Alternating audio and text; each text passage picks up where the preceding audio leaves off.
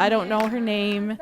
And that was almost 3 years ago. So she wouldn't even really look like herself now. She would be growing into a young woman.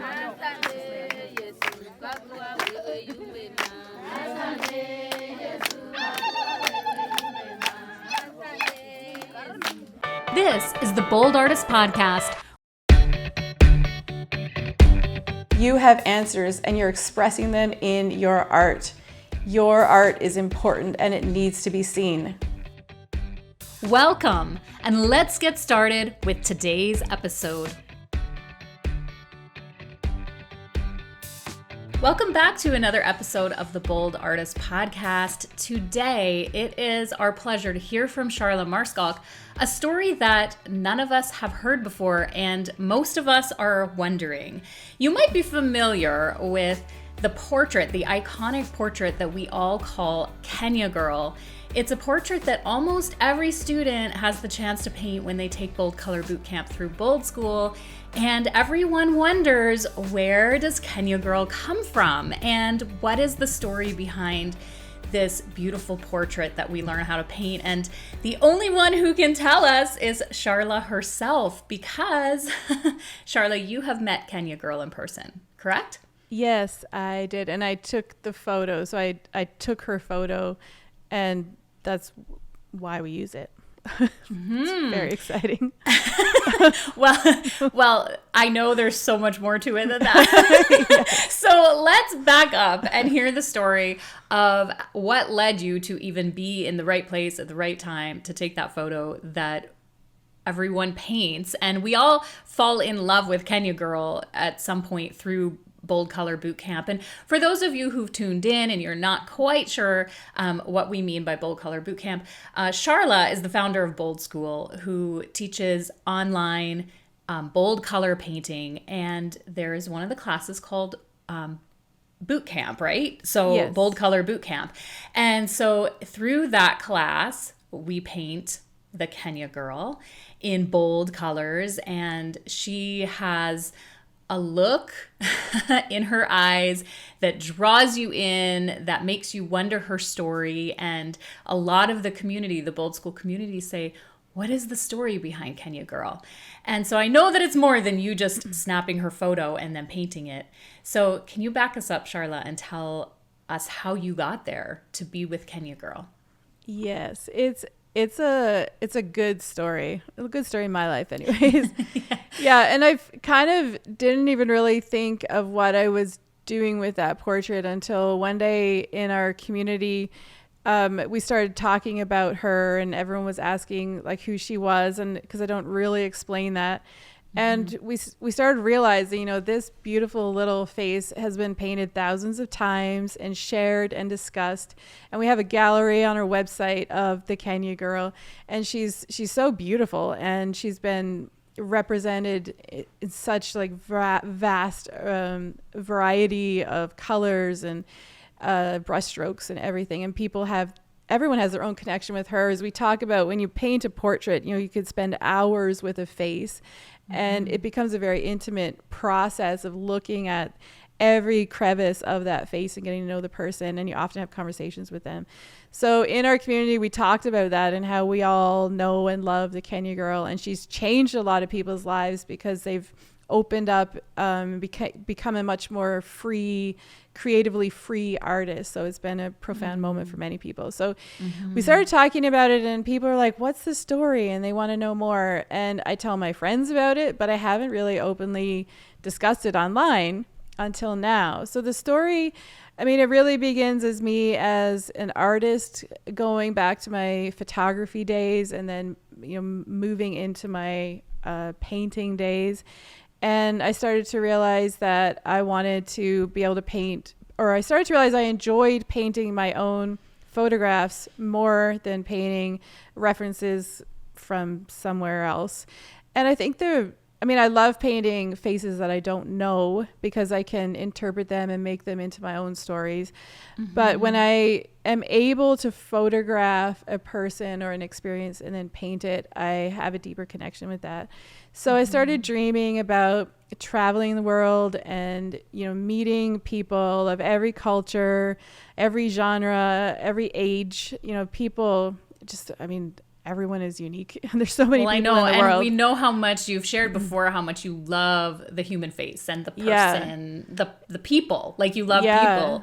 And so I can see why you dreamed that and why you wanted that. And we see it in your work. And I love traveling. So what a great excuse to travel, take my camera and travel and just enjoy these experiences and come home and then paint around those experiences. And so that was my dream. And I had started to create a few projects around that. So the day came where I started to consider Kenya as an option, and that came out of an experience with one of my best friends who's a doctor, and she knew a couple who were they're Canadian couple that are based out of Kelowna when they're in Canada, but they'd been living in Kenya for a decade. And what brought them there originally was helping to rehabilitate kids that had been child soldiers in Uganda. And then they started working in an orphanage in Kenya where it was basically the same thing. These kids are living on the street, little kids just living on the street. They have no family, they have nothing. And in a lot of different countries, they open up orphanages to put these kids in, but it's still not much of an existence to be in an orphanage. And they experienced that pretty quick, that the orphanage and the people running it were often corrupt, and the kids were running away from the orphanages and they didn't want to be there. It wasn't really much better. And so they started, thinking about how they could fix that. Like how could it be better? So instead of orphanage, they closed the orphanage, and instead of creating more of the same, they started finding local Kenyan families who would adopt these kids or foster them really off of the streets, take them into their families. And we all know here and there that's the best option for these kids to have their own family environment. And there was a lot less kids running back to the streets when they put them into their homes. So that's what I love about the work they do. Out of that automatically came the need for medical care with these kids, because just basic things like having a cut and not having proper hygiene caused the cuts to get infected, and no one knew what to do with them. So this couple, Larry and Francine, they said they would end up just carrying bandages everywhere they went to help people. And then word spread that they could fix things, and people started coming to them. So then they started holding regular clinics, and there was then a need for a shelter for these clinics. And it kind of, a medical clinic pretty much just grew out of that. Even though they're not medical, they're not doctors or nurses, it's just something that developed. And one of the sons that they had adopted and raised themselves had actually works now in the clinic, and he's studying to be a doctor, and I think his dream is to be a surgeon. So he runs the clinic that they have now. So my friend, who's a doctor here, wanted to travel there and check out the clinic and offer help and advice on what they could do with the means that they have. Of course, the clinic doesn't make money. It requires complete support. And they use a lot of, they use whatever they can afford and whatever they can get their hands on. So my friend is a naturopath, and she wanted to be able to go over there and see what type of local things they could use and how they could educate people in what they could do themselves to prevent a lot of the real basic issues that they are seeing every single day. So my friend Alana was talking about this. She was talking about this trip for probably a couple of years, and I was just a little bit jealous in the background, not really saying much. I'm not a doctor. What am I going to do? And I didn't even know this couple, and it was across the world, so it was obviously going to cost money. So she was talking about it, and then finally one day she's like, Charla, I'm going to Kenya, and I'm going this year. And I was like, oh, I want to come with you. And she's like, well, come. I'm like, okay. What do you want me to come for? Like, what am I going to do? And she's like, just come. Like, there's always in these types of mission like situations, there's always need, so much need. And I honestly had no clue what I was going to go for, but I knew I wanted to bring my camera. I would photograph the whole thing, and I'm sure that there would be a role for me to play. So I didn't really commit. Like, I was scared. I think because she was going with such a mission, like she's a doctor and she's going to go to this medical clinic and educate and help and treat patients. And like, I just had no idea what I was going to do. So I felt probably like I had no place there, and I was just going to go and pretend that I was doing good, you know, like to me, there's not much worse than going on a mission trip and coming home and bragging about what I did in Kenya, and I did nothing. I just, whatever. That's how I was feeling. Right. So I was a little bit worried. I don't think I realized it was really happening until I got on the plane. And was it just you and Alana, or did you go with a lot of people? There was a team of 5 of us went. Yes. So there was Alana. There's also a nurse that went with us. There was me and 2 other girls that were actually a little bit more like me. They're like, my heart is to go and to help, but they didn't know what they were bringing to the table in a sense. So there was 5 of us, which was really exciting. Didn't even know these girls before I left. They had connections with Larry and Francine. So I had done missions work before. I had gone with this type of work in mind to Central America. I had also traveled just on my own. My husband is from Zimbabwe, so I've been to Africa. Traveling itself wasn't necessarily the scary, intimidating part. It was that I didn't really know why I was going. And I think it was that before, when I got on the plane, I didn't feel like my art was an important enough reason to go to this place where there's people who are suffering and poverty and sickness. And I'm like, I'm just going to bring my camera. Is that really an important reason to go? And at that point, were you thinking of yourself as mainly a photographer, or you were making that transition from photography to painting? What role was painting playing in your life at that time?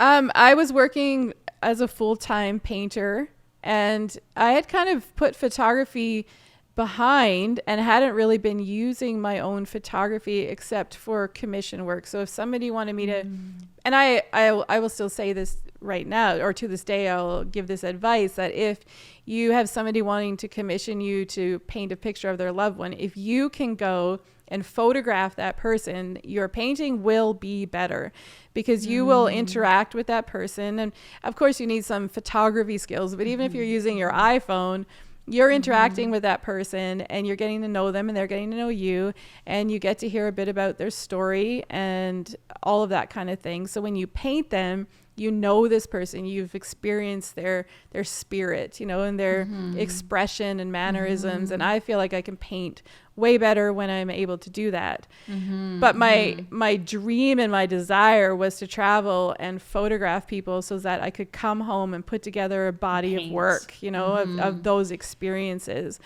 And I think probably because I felt like that was my own personal desire. You know, sometimes you think of your stuff as less important than other people's stuff. So I think that was what I had, a lot of that going on. And I was feeling like I don't know really what the word is. Like I didn't deserve to go, in a sense. This was just something I wanted. It wasn't really going to benefit anybody else. But the point of me telling that part is that I learned a lot, and I learned that that was just silly and not true. And that the work I was doing as an artist was equally important, and so much has come from it. And that's why this story, I think, is a good story to tell. So I was going as an artist, as a painter. My end goal at that point was to come home with a body of work, a body of photographic work that I could paint from, and hopefully have photographs that I would even want to have as part of those exhibitions, you know, have my paintings and my photography. I didn't really know what to expect because I hadn't gone on a trip, but that this was the purpose for that trip. I'd never done that before. So it was a new experience. So I think when I was going through security and getting on the plane was the only moment where I actually believed this was true and actually happening. Wow. I was going and I was going to do it, and I had my gear in hand. And I think from that moment on was when everything changed, because it was waters I had never swam in before, really. So when you got to Kenya and you I guess like Alana was focused on the medical center and you began to fit in as with your camera and as an artist. Was Kenya Girl there right when you got off the plane, or not when you got off the plane, but when you arrived? Like, how did that all unfold? That as you met the village people in that community, how did it unfold that you met her, and tell us about the role she played? Yeah, so the story gets a little further along. We were there, I think, a week or so, and we went on a medical outreach. And when they have teams come over, they usually are able to go on outreaches because they cost more money. So what that meant is that we were staying in a little city, a little town, and we went to a village, which was, I think, about a 3-hour drive outside of the city. The capital of Kenya is Nairobi.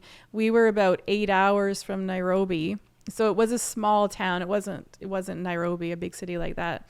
So we were staying in Kitale. So we traveled about 3 hours into the bush where there's just tiny little remote villages. Were you excited? Were you nervous? What does that feel like? I was terrified. For you? We're in Africa and we're in the bush and we slept in tents. Like it was insane. It was scary, but they'd done this lot. So I was like, we're just going to go with it. See what happens. And it was trust the guides. Yeah. And it was in the desert. So I had never really been in the desert in Africa before. Yeah. I mean, the first thing that happened was we had 2 trucks and one of them broke down. And then the next thing that happened, or maybe it was the same time, I don't know, we hit a motorcycle. We actually think the motorcycle hit us because traffic is insane. So all of a sudden, this guy, he actually said he thought he may have fallen asleep on his bike, and he hit the side of the van and went flying.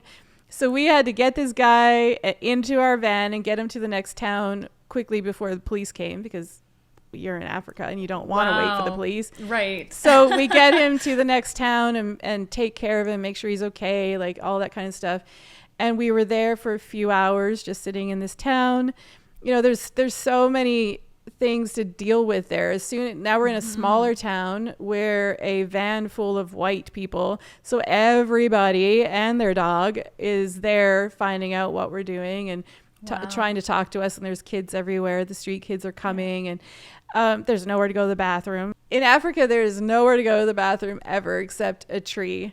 And now we're in, and like even when there is a public washroom, you choose the tree because they're really really bad.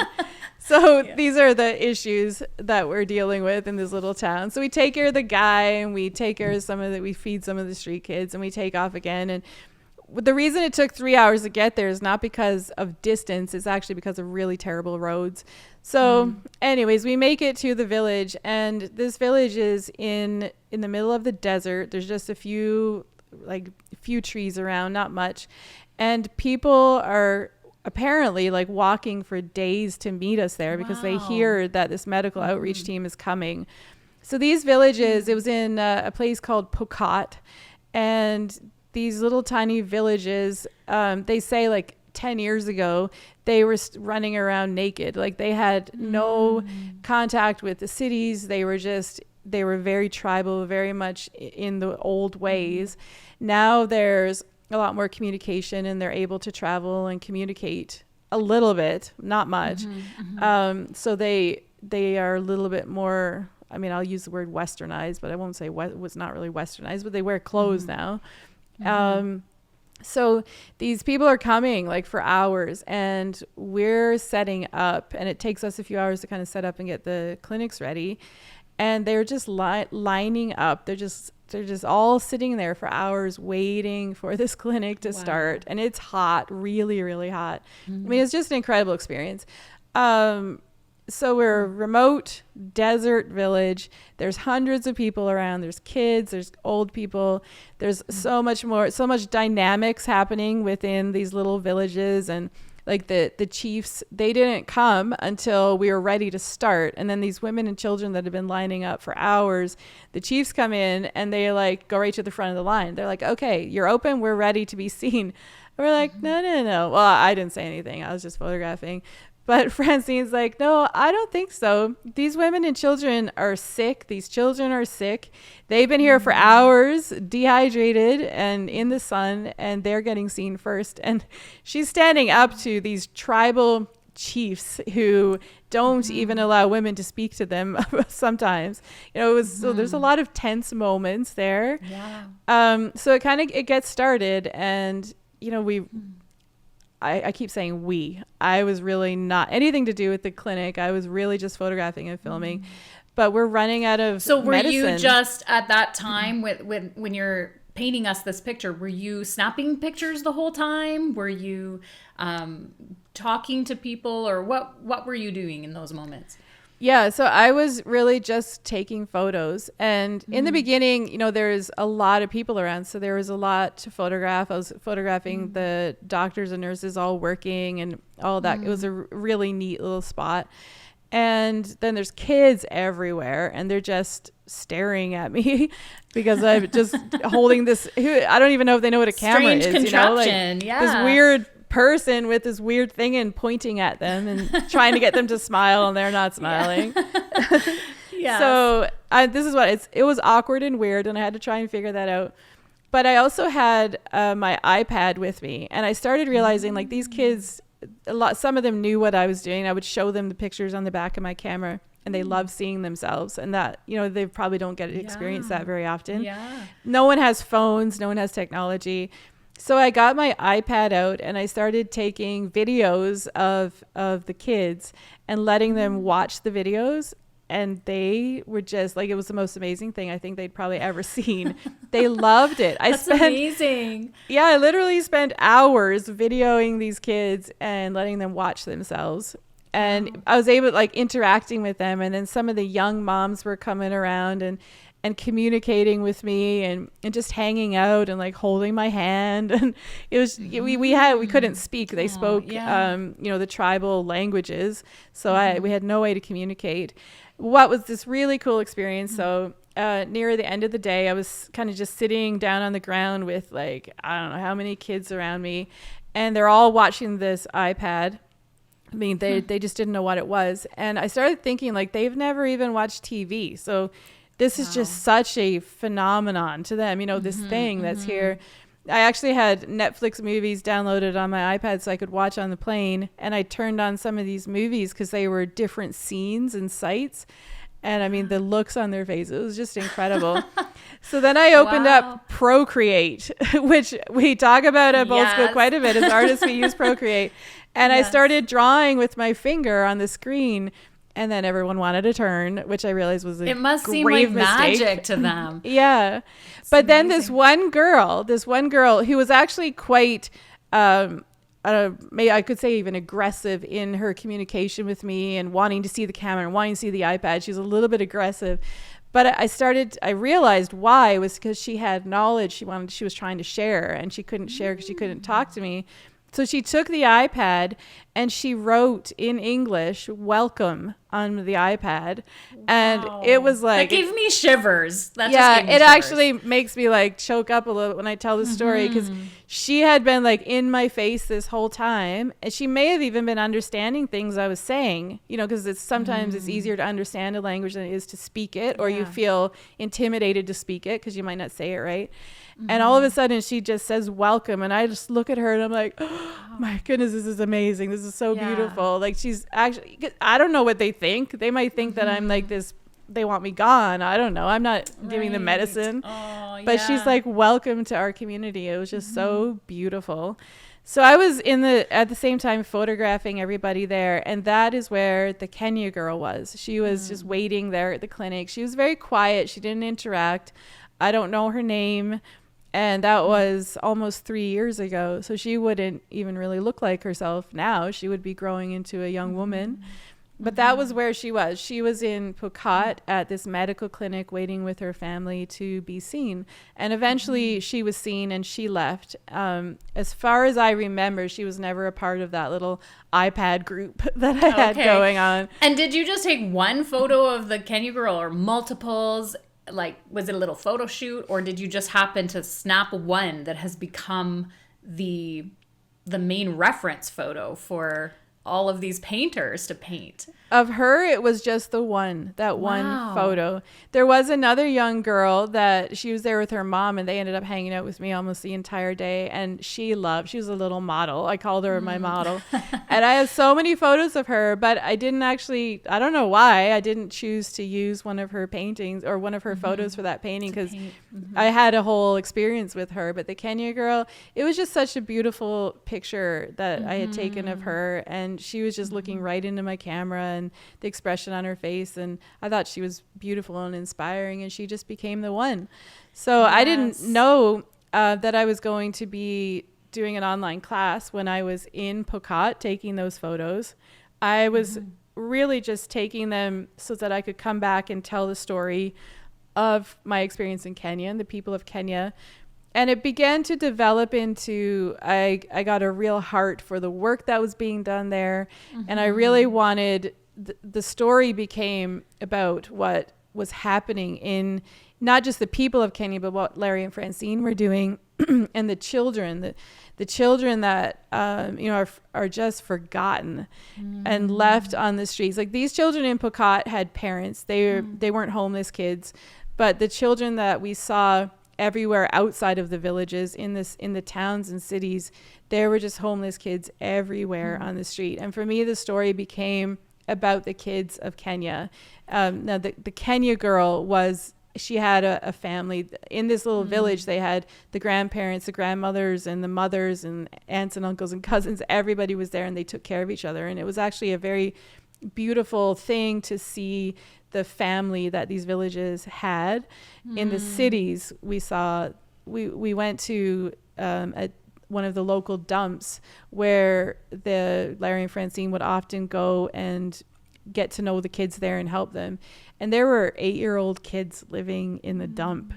So the children of Kenya became a big part of my story, I think, when I came back. Do you feel that when you've begun to teach people to paint the Kenya girl, it is a way of saying the children are not forgotten? It's like she represents all of them. Yeah. That's what I was going for, I think. Like, I was planning when I started the online class to paint an adult. I often say the best, like, you paint a young adult, they're the easiest to paint, to break it down. That's not exactly the whole truth, but that would have been my intention. But I was just so moved by the children, and I just decided to go with where my heart was more so than where my head was in choosing the reference for her, or for the class, which was her. So when I think about Kenya, that is what it was. Yes. When I have interviewed so many artists here on the Bold Artist podcast, and a lot of them have painted the Kenya girl, and several of them tell me how impactful it was for them to paint her. And so I've known, I personally hadn't heard the fullness of this story until now. And yet I knew that there was something more, because painting her for these artists is memorable, and they're so proud of, in a good way, of that handiwork of painting her. And they're, a lot of times the Kenya girl will be hanging right behind them, the artist, when I'm interviewing, and she's right there. And they're so proud of how far they come as artists, learning from you and painting her. And so I think it's really special that now the artist can hear the story of who she was. And she wasn't your model. She wasn't trying to model. She has no idea she's been painted this many times. She doesn't. And it was only that one photograph. And that one photograph has become thousands of paintings. And not just paintings, not just the act of putting paint on a canvas, but transformative. Like, transformation is happening in these artists, in their skill, but also I believe in their hearts, because there's something about her, the expression and the way of us saying the children are not forgotten. And that's so powerful. Yeah, I would agree. The children there were... It's interesting because I say, like, most of the children there had families. Now, even if they were orphaned, the village was taking care of them, whereas the children in the cities were left to starve on the street and die on the street. And people, I guess, they just were used to it. I don't know. I don't fully understand why. There were a lot of people that cared for them. That's a whole other story. But the kids in Pokot, like it was interesting to watch them. They were starving. Like these villages were very poor and they were very hungry. And the kids were like docile. Like they would just look at you. They wouldn't smile. They didn't have a whole lot of energy. You know, some of the kids that were around me with the iPad, they were a bit different. But for the most part, the kids, they didn't know how to play games. Like they didn't have toys. They didn't know what to do with a ball. Like we brought stuff to give to them and to play with them. And we had to teach them what to do with these things. One of the things we would bring, which is a really simple, easy thing to transport, because we would there was a lot of medicine that we had to take. So it was a lot of things we had to pack. But we would bring balloons, and because you could blow them up and they became balls and you could play with them.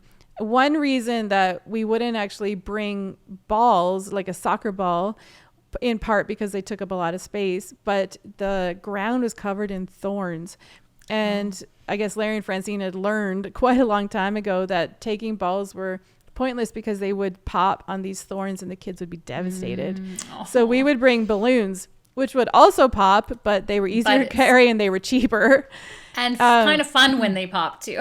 Yeah. So we would blow up balloons and the kids would just play with these balloons. They thought it was the most amazing thing. But we had to teach them what to do. They had never seen these things before.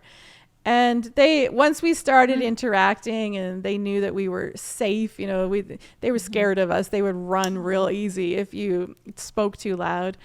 But yeah, once they knew that we were safe and it was fun, you know, they would just come to play. They just loved it.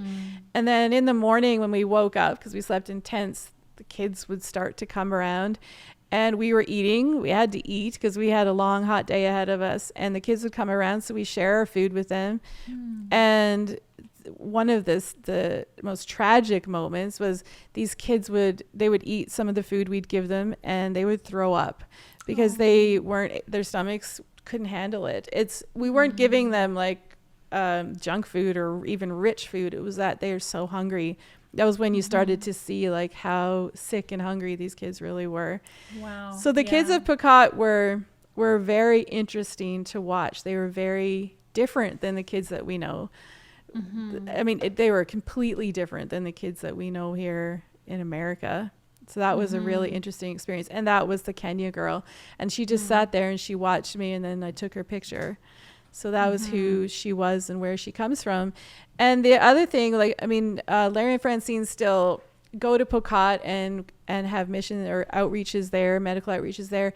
But the people that come from all of the surrounding villages. So you never really know if the same people will be back again or not. Right. So I'm often asked, like, will you be able to show her the paintings, or can we send something to her? And I say we can't promise that we'll ever see her again or know where she is or how to find her, but the village itself is continually supported by Larry and Francine's work. And we're currently we have a GoFundMe page currently. I don't know how long we'll have that up for the work that they do in Pokot. So Bold School and me, I mean, that's just an ongoing thing that we have, a relationship that we have, and something that I'll support for a very long time because I believe in the work that they're doing. So we do try as hard as we can to give it back to that community where the Kenya girl came from, but I can't say or promise that she will directly benefit from anything that we're doing because we don't know where she is really. Yeah, she may never know the impact that she's had and how she's been part of the story of Charla and Bold School and so many artists. It's a beautiful story, and it's beautiful to know that she represents just so much more than a little girl. She represents a way bigger picture of a community and remembering that the children there are not forgotten. It's very heart-wrenching, but special to know that through your talent and your obedience to go, your willingness to go, even though you didn't even know why you were going. You know, you were just like, here I am with my camera. Everyone else is doing medicine and what seems to be, or you could think of it as the important work, but what you have done is so important and so special. It's like you've preserved and captured a piece of history and humanity and helped it to carry forward into legacy. It's really powerful. Yeah. And, you know, I think that seeing the impact that she's had on other people's lives and the artist transformations that have happened, and, you know, it's a little bit of a reminder of our lives and how we can be impactful into other people's lives without even knowing it, without ever hearing the story. You wonder if the work you're doing or the relationships you're making or even the art that you're painting is purposeful, or is there any point to it? And often we don't know what we're contributing to the world. And even though our Kenya girl may or may not ever receive anything back from the work, you know, the things that she's offered out, I think that if her heart could know the impact that she's had on people's lives here, you know, it would be an incredible thing for her to know. I think that she would absolutely love it.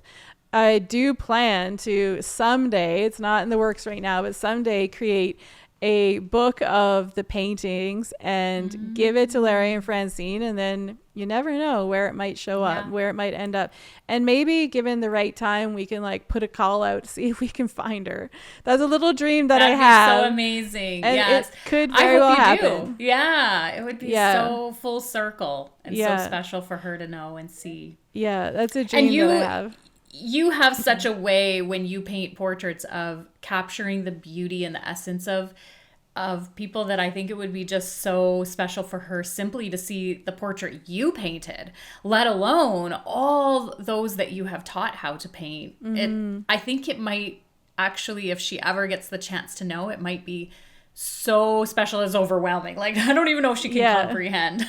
I know it would be hard. It would be hard to comprehend. I mean, I don't know where she might end up in school and university. Who knows? I've prayed for her that she'll have blessings in her life like that. And to someday see a book of her portraits, like, I think that would overwhelm a lot of people. Yeah. It would overwhelm a lot of people. Yeah. Yeah. And I mean, it always comes down to also monetary value, that she might freak out and be like, you guys did what with my face? And there is always that issue of the idea of taking somebody else's portrait and using it. But I mean, it's easy to say this in a public platform, but if I ever found her, she wouldn't go away empty-handed, that's for sure, for the impact that she's had on my life and everybody else's life. I would do what I could for her if we ever found her again. So my hope is that one day we will find her. But in the meantime, we do support the community and the village and the work that happens there. So if you're interested in that, we have information on the Bold School blog, and you can always contact support and find out more information too about how you can support and help if you're interested, if you've been impacted by the Kenya girl and you want to help out. Yes, and there's some informative videos on YouTube as well, on the Bold School channel. Yes. There's some informative videos of your friends that are working there, the message, the purpose, and mission. And so you can get more information on YouTube as well. And so if there's anything that you would like to leave our listeners and watchers today, Charla, about the story of the Kenya girl, the children in Africa, the message that was in your heart as a photographer and painter, what would it be that you'd want to leave us with closing words? You know, I think what I look back at, I think it's probably why I dwelled on the part of the story so long, about choosing to go to Kenya and like, is this meaningful? Like, should I go? Like, what is my role? I'm not going to save lives. I'm not going to give people diagnosis and medicine and make them feel better.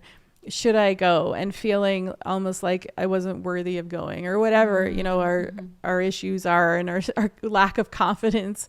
I look back, and if I had not followed my heart in it, or I believe that God led me there, and that if I had just trusted and followed him to go, if I hadn't have gone, I wouldn't have experienced any of that. I wouldn't have grown. I wouldn't have known any of those people or met any of those people. I mean, of course, it changes you just being there.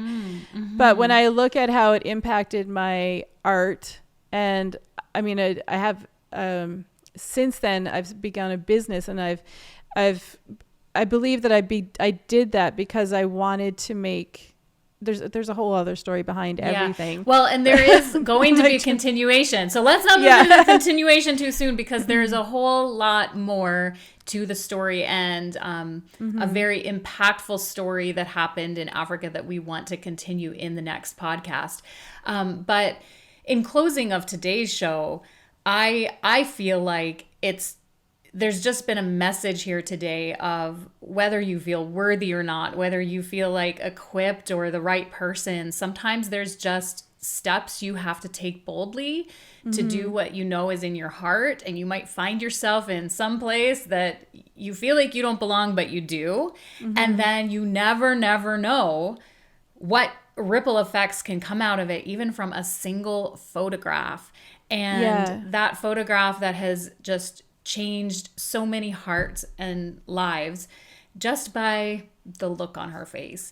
And so it's such a beautiful story and a reminder to us to step through all of those, just the things that we're called to step through it with confidence and not second guess. Yeah, definitely. And I came home with not just a body of photography work that I could paint from, but I came back with a massively burning desire to do more. And I remember that. Yeah, I wanted to do more for Larry and Francine, to help them with the work they're doing, because it was just incredible. And the boys that I met on the street just have I still see their faces so clearly, and I didn't photograph them all, because when you're in that moment, you're not necessarily thinking. I mean, I met 8-year-old boys that were the same age as my own son at home. And I remember this one boy, it was on the way to Pocahontas, and he was just this little dirty 8-year-old boy on the street, and he's standing there all big and tough, and I put my arm around him, and he fell into me. Like, just, he wanted love. Like, he didn't have a mom. He's literally living on the street with other boys. Aww. And I just came home, and I know that I can't save all those boys. I don't even know if I can save one of them. They often don't even want to be saved. They don't even know what that means. And but I had this burning desire to do more and to help them. And a big reason why I started recording my first online class was because I wanted to be able to have some form of income. So like, I mean, the art world is not necessarily, you're not getting a paycheck every week. It's just, that does not happen. So I wanted to have some form of a regular income where I could actually follow through on the ideas that I had and how I could help the work that was happening there. I remember that. I do remember when you came back from Africa and we were texting, and you just told me it was mind-blowing and you had so much in your heart that you wanted to do for Africa. And I think that that's a really key part of this interview today, and hearing your story, is that people would know that there's so much more to the work you do as an instructor, as an artist, that there's so much more there behind your drive. It's not only about talent. It's got heart. Yeah, and what I've realized since then is that we all have these burning passions. We all have messages and stories and people we can impact. So what, like, even just me, okay, I'll sell an online class, I'll make some money, I'll send some to Africa, or maybe I'll go back to Africa. That's just me.